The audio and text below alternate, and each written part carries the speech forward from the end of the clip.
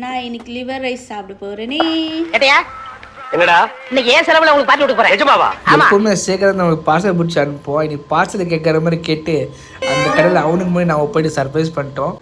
அவன் வரத்துக்குள்ளே ஆடி ஒரு plate ஃப்ரையும் liver ரைஸும் போயிடுச்சு.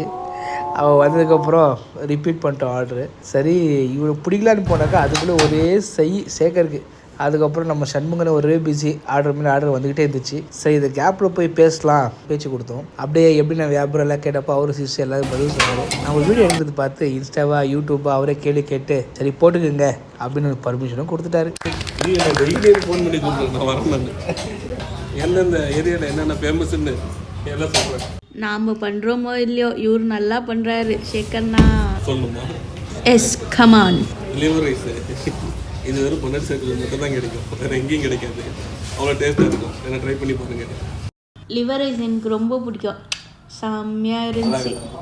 எப்படி ஜிகிதந்தாக்கு மதுரையோ அதே மாதிரி லிவர் ரைஸ்க்கு பண்டடி சர்க்கிள் தான். சாப்பிட்டோம், ஃபன் பண்ணோம், என்ஜாய் பண்ணோம். கண்டிப்பாக நீங்களும் சாப்பிட்டு என்ஜாய் பண்ணுங்கள். என்ன மாமா சவுண்டு? சப்ஸ்கிரைப் பண்ண சொல்கிறேம்மா. பண்ணுங்க.